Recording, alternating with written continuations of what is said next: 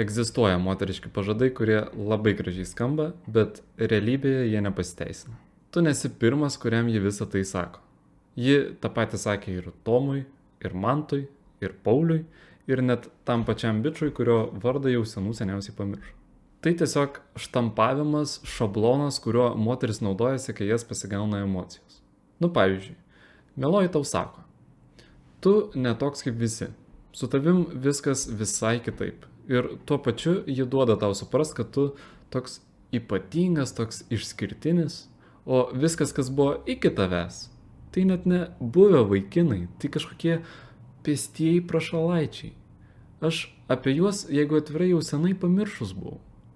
O realybėje, kaip gaunasi, tu ypatingas, nes tu naujas. Kaip naujas telefonas arba naujas automobilis. Kažkas naujo visada sukelia geras emocijas. Žmogus tiesiog myli viskas, kas nauja. O tu geriau žinai, apie ką pagalvok. Kiekvienas buvęs tokiai merginai kadaise irgi buvo ypatingas, o dabar jie juos tiesiog vadina klaida. Bendros nuotraukos jau seniai ištrintos, susirašinėjimai panaikinti, telefonai užblokuoti. Ir greičiausiai tu dabar galvoji, kad ne, bet su manim tai taip nebus. Čiagi aš. Tai visai ne tas pats. Taip mąsto žmogus labai miglotoj būsenoj. Iš tiesų, tu ne taip stipriai ir skiriesi nuo jos buvusių. Kaip iš vis tokius merginos žodžius reiktų vertinti? Ramiai, visi tie moteriški komplimentai, prisipažinimai, pažadai, tai tas pats, kas paglostyti tave per galvytę.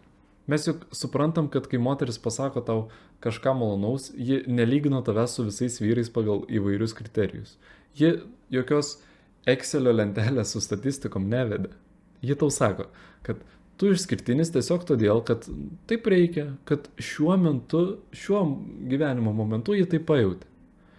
Čia tas pats, kas pasakyt skanaus prieš valgant arba labas rytas iš ryto pabudus. Šitie žodžiai neturi savyje jokios faktologijos, jokio unikalumo ir tiesos dažniausiai irgi. Vyrus iš tikrųjų gana lengva kontroliuoti, ypatingai su komplimentais. Pavyzdžiui, mergina sako, man su tavim taip ramu, su niekuo kitu man taip ramu dar nebuvo. Iš pirmo žvilgsnio tai skamba labai fainai, atrodo, kad tu jau nugalėjai visus jos buvusius. Tu tapai jos ramybės oazė. Ji guli tau ant krūtinės, glosto, jums kartu taip gera. Bet iš tikrųjų kas vyksta? Ji tau duoda žinot, kad tu nuspėjimas, minkštas ir komfortiškas. Tai ne komplimentas, jos tikslas nėra tave pagirti. Tai gudrybė, kuri galutinai padarys iš tavęs minkštą apsiseilėjusi mėmę, kurį galima apgaudinėti, trikdyti, ignoruoti, provokuoti pavydą, o gal net ir išduoti. Nes jis juk viską ištvers. Tugi toks ramus. Taugi davė šokoladinį medalį. Tugi geras berniukas, ar ne?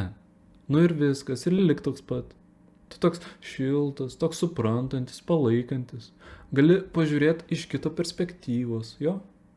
Probleminės moteris tokius vyrus eksploatuoja ir negailestingai juos išdavinėja. Nuolatos. Tai vyksta masiškai, serijom. Arba tiesiog palieka. Tai nėra komplimentas. Tau tiesiog mestelėjo kauliuką, kad nuo šios sekundės tu būtum dar paklusnesnis nei prieš tai. Nors kur jau ten daugiau. Einam toliau. Mergina tau sako, tu man kaip šeima. Ir klausytis viso šito, aišku, labai malonu. Bet iš savo praktikos galiu pasakyti, kad dažniausiai tai nerimastingas skambutis. Tokias frazes aš gyvenime esu girdėjęs iš moterų su didžiulė emocijų amplitudė, kurios šiandien tave myli, o jau po poros mėnesių nekenčia. O po pusės metų jau ir pamiršo, koks tavo vardas. Šita frazė, tu man kaip šeima, ji nėra nuoširdi, ji eina iš emocijų perdozavimo. Pas moterį tiesiog sudegė saugiklis galvoje ir mes gaunam tokį neadekvatų emocionalų atsiriaugėjimą kažkokį. Šitie kliksmai, šūksniai, kaip šeima pas normalų žmogų atsiranda po metų bendrų sprendimų, krizių, problemų. Tam nepakanka keletą kartų nueiti į kavinę, pavalgyti sušių ar porą serialiukų kartu pažiūrėti. Todėl tokie žodžiai, jie turėtų vyrą greičiau įspėti kažkaip negu nudžiugint. Einam toliau. Jeigu mergina sako, aš tavęs niekada nepaliksiu, tai labai didelė raudona vėliavėlė. Tas, kas iš tiesų nepaliks, jis apie tai nekalba, nes jam tai tiesiog norma, duotybė. Čia tas pats, kas pasakyt, mano automobiliai yra sėdimos vietos, fainai, o ką kitaip kažkaip būna, ar kaip. Tai bazinis parametras, komplektacija. Iš čia atsiranda klausimas, o kam va šitai merginai tokius savaime aiškius dalykus įgarsinti?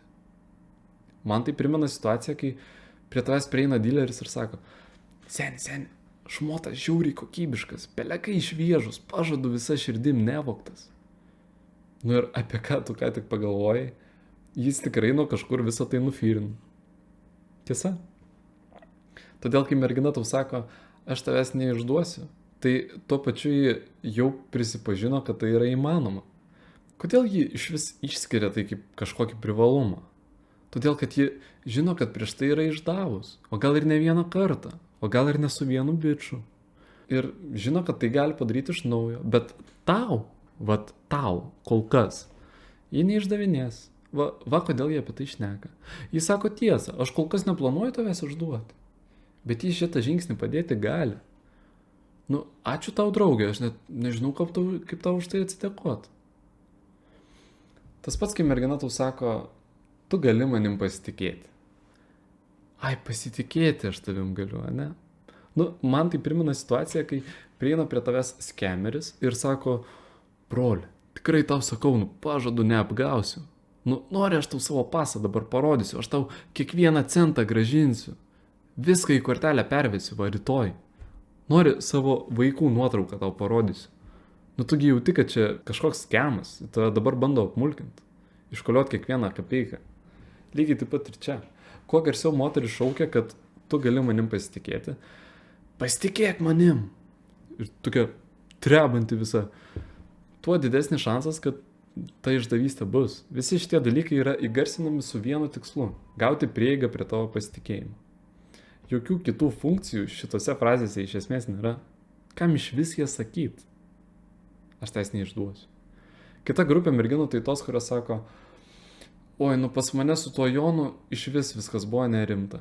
Aš su juo buvau tik todėl, kad pati durna buvau. Fu. Kam tu man iš vis apie jį priminiai? Man iškart bloga darosi tik pagalvojus apie mano praeitus santykius. Tavai geriau nebandykim to prisiminti, man nemalonu. Aš jo niekada taip ir nemylėjau. Pažįstama situacija, ar ne? Aš daug kartų gyvenime esu panašias frazes girdėjęs. Užtikrintas, kad jūs irgi. Kodėl moteris visą tai sako? Todėl, kad tiesa, ta tikroji tiesa, ją diskredituoja. Jeigu meloji pasakys, kad taip, aš mylėjau Joną, jis buvo fainas, aš daug ką jam leidau, ko kol kas dar neleidžiu tau. Greičiausiai normalus bičas po tokių atvirų moters prisipažinimų, kaip minimum su ja pasipyks, o kaip maksimum išsiskirs. Todėl moteris tiesiog priverstas yra taip sakyti. Ji nenori kapstytis praeityje. Ne todėl, kad jai nemalonu, kas čia per absurdas šis. Kas ten gali būti tokio nemalonaus. Ji tiesiog žino, kad tau bus nemalonu nuo jos tiesos. Va kodėl jinai užsisiuvo savo burną. Vyrai, kurie susitikinėjo su pavydžio moterim, labai gerai pagauna, apie ką dabar eina kalba. Kada tu esi priverstas nuolatos moterį raminti. Visos kitos apart tavęs yra visiška pilkuma. Netgi ta ilgakoja blondinė, į kurią aš ką tik netyčia numečiau žvilgsnį. Ji tiesiog siaubinga, tragiška, čia tiesiog pasibaisėjimas. Tok aš dar kartą švilgtelsiu. Jo, tikrai šliukštu. Aš vos neapsivėmiau. Būna taip, kada mergina pagauta aistros tau sako, aš noriu nuo tavęs vaiko.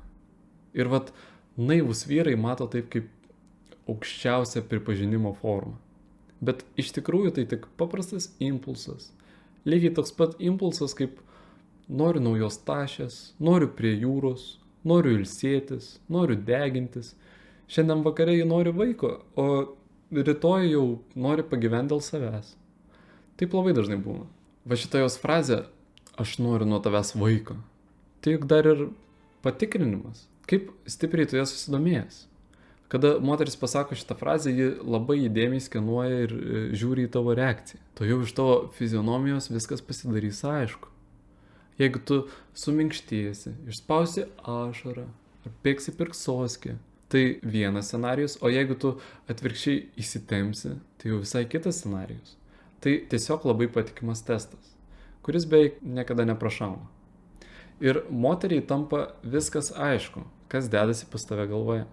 Einam toliau. Jeigu mergina tau sako, aš niekada taip nieko nemylėjau. Labai svarbu vyrams tokiu metu prisiminti, kad šitą frazę moterų dažniausiai sakoma kartą į 2-3 metus. Tiesiog nuoširdžiai pripažinkim, kad tai vėlgi šabloninė frazė. Čia tas pats, kas pasakyt atsiprašau už minus ant bato. Problema tame, kad vyrai tokius prisipažinimus priima kaip priesaiką, kad va, viskas, moteris man prisiekė ištikimybę. Nu ne, jai tai tiesiog gražiai skamba, suprask.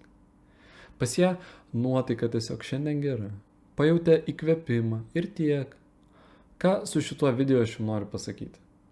Jeigu vyras tiki žodžiais, nesvarbu kieno, bet tebūnie įsimylėjusios moters, tai jis jau pakliūna į rizikos zoną.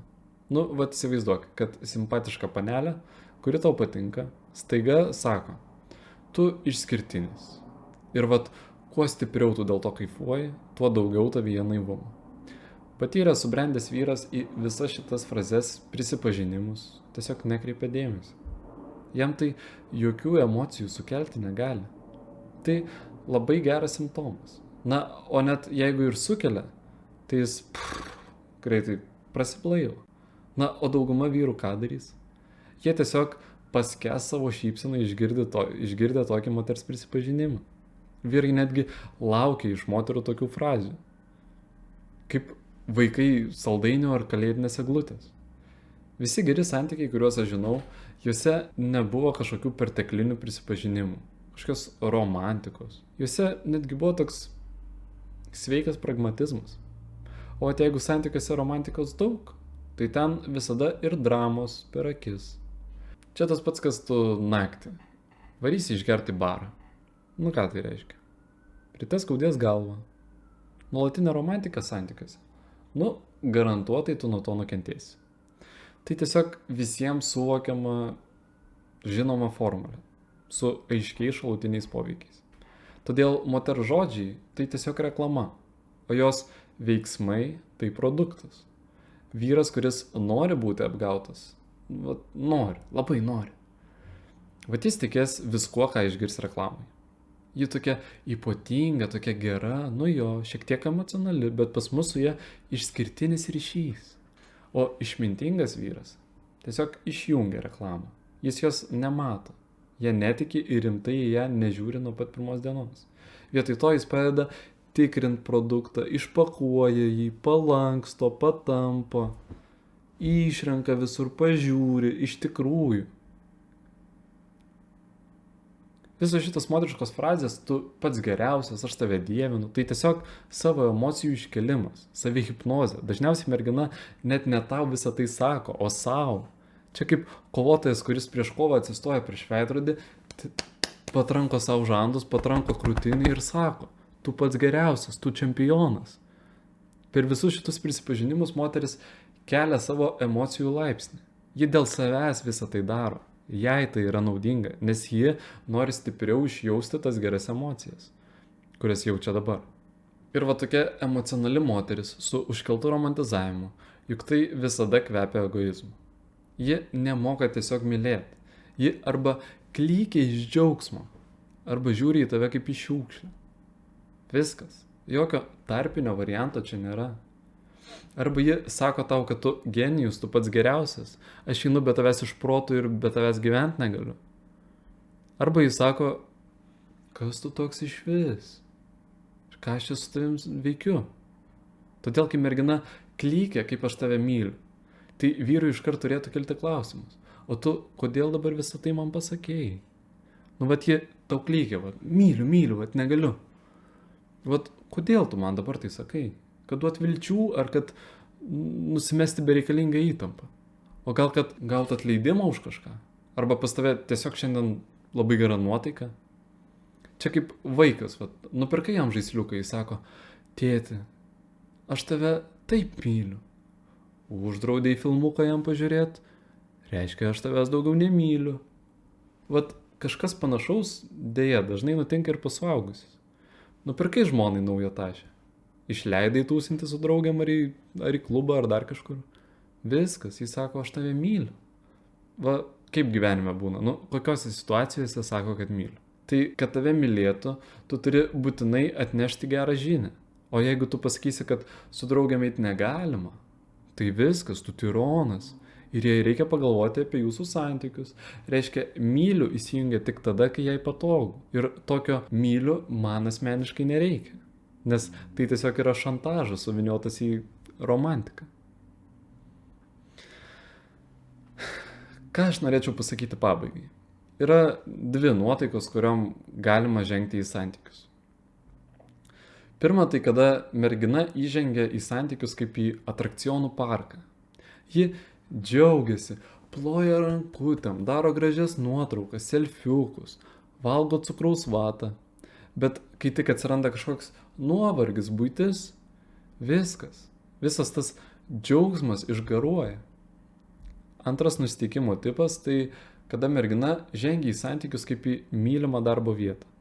Vietoj to, kad plot rankytėm, ji iškvepia, susiema, sukaupia jėgas, supranta, kad bus malonus momentai. Žinoma, bus. Bet supranta, kad šeimyninis gyvenimas tai visgi sudėtinga. Ir kokią galim daryti išvadą. Moteris, kuri springsta meilę, ji nesupranta, kam ji pasirašo. Tiesiog nesupranta. Įsivaizduokit vaiko reakciją, kuriam pažadėjo kelionę į zoologijos sodą, bet vietoj to nuvežė jį pas stomatologą. Jis jau žygiuoja, nekantraudamas, nes tuoj pamatysi liūtą, dramblį ir kaip bonusą gaus ledų porciją. Bet vietoj to jis girdi danties grįžimo garsą. Ir dar griežta seselė vaikui liepia išsižioti, nes dabar šiek tiek skaudės. Tu gali įsivaizduoti tą vaikiško pykčio įsižeidimo lygį, ar ne? Bet lygiai taip pat jausis ir moteris, kuri į rimtus santykius žengia kaip į atrakcionų parką. Nes jai tai prikolas, jai taip norėjęs ir jai įsimylėjo. Tai bus pats didžiausias nusivylimas jos gyvenime. Nes šeimyninis gyvenimas niekada nepasistatys ant dviejų įsimylėjėlių. Būtent dėl šios priežasties aš manau, kad visa šita romantizacija yra tiesiog naivumo indikatorius. Žmogus tiesiog nesupranta, kur jis eina ir kas jo laukia. Papasakokit, prašau, komentaruose, kokių meilės prisipažinimų jūs esat girdėję. Na ir kuom jie užsibaigdavo galiausiai. Ačiū visiems ir iki susitikimo.